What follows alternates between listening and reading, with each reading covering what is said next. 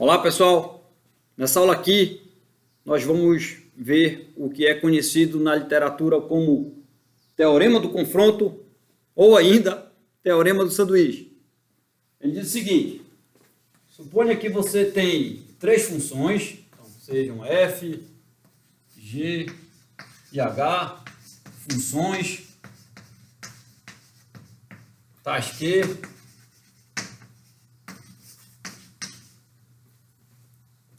uma delas, eu vou pegar aqui a f, uma delas, f de x menor ou igual a g de x, menor ou igual a h de x.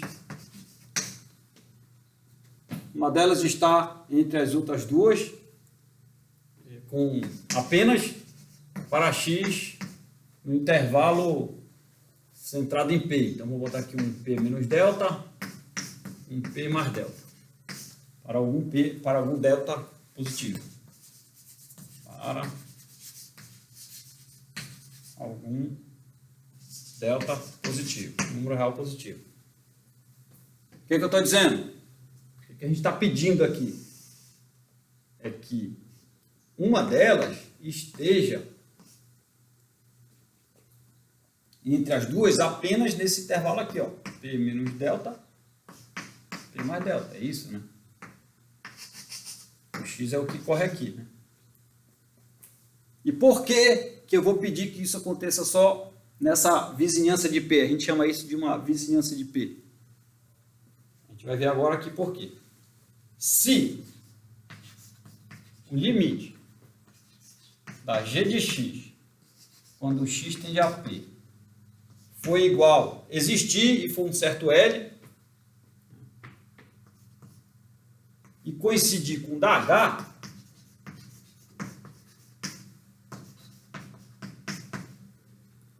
então o que você vai ter é que o limite da f de x, quando o x tende a esse mesmo P, também vai ser L. Então, por isso que eu estou pedindo que essa desigualdade aconteça, essas duas desigualdades aconteçam apenas aqui nesse intervalo. Uma vez que eu quero calcular o limite da função quando o x tende a esse ponto P. Quem é esse P aqui? Esse P é um ponto que eu vou calcular o limite. Precisa ser um ponto do domínio da função? Não precisa. Tá bom? Você já sabe disso. Então, por isso que basta que isso aconteça aqui. O limite, você sabe que para calcular o limite, basta eu me preocupar, basta eu verificar o comportamento da função para pontos em uma vizinhança do P que eu estou calculando o limite. É por isso que basta isso daqui, ok? Beleza. Esse teorema, ele tem muita utilidade, tá bom? Você pode utilizar ele sempre dessa maneira aqui, ó. Você quer calcular o limite de uma função. Aí você sabe que ela está entre duas funções que têm o mesmo limite. Então pronto. Aí você usa isso daqui. Como é que prova isso? Vamos lá. Prova. É imediato, cara. Basta você escrever a definição desse limite e desse. É o que nós vamos fazer agora aqui. O limite da g de x, quando x tende a P, a gente está assumindo ser L. E isso significa o quê? Que dado um epsilon positivo qualquer, deve existir um delta positivo tal que, para x pertencente ao intervalo P menos delta, P mais delta, deve acontecer que os valores desse x, aliás g, né, devem pertencer ao intervalo L menos epsilon, L mais epsilon. Basta você ver lá a definição que nós vimos de limite. Lembre que o ponto não precisa ser um ponto do domínio da função. Tá bom? Ok.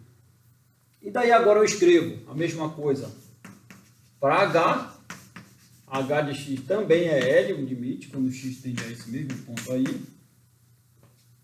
Só repito aqui, ó.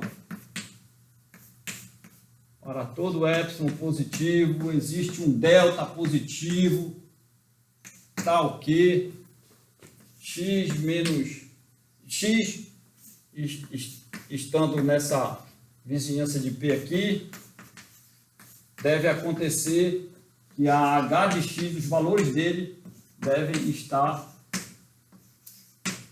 na vizinhança arbitrária de L. Aí daí eu vou ter que fazer uma coisa aqui, ó. Porque tem muito delta aí igual, né? Então, bora lá. Vamos chamar aqui de delta 1. Delta 1. Aqui é o meu delta 1. É delta 1. É delta 1. Esse aqui eu vou chamar de delta 2. Esse aqui delta 2. Delta 2. E esse aqui eu vou chamar de delta 3. Aqui é um delta 3. Aqui é um delta 3. Aí, o que eu quero provar é isso aqui, né? Então, se você olhar para qualquer um desses dois aqui, coloca F aqui, nesse aqui, por exemplo, eu quero provar que isso aqui acontece, eu quero encontrar um delta, dado um epsilon qualquer, eu tenho que encontrar um delta, que isso daqui ocorra para F aqui, né? Então, como é que a gente verifica isso? Você começa por aqui, ó, você tem que a f de x, ela está entre a h e a g de x, não sempre, ela está entre h e a g, para x pertencente ao intervalo p menos delta 1, p mais delta 1. Isso aqui é verdade aí nesse intervalo.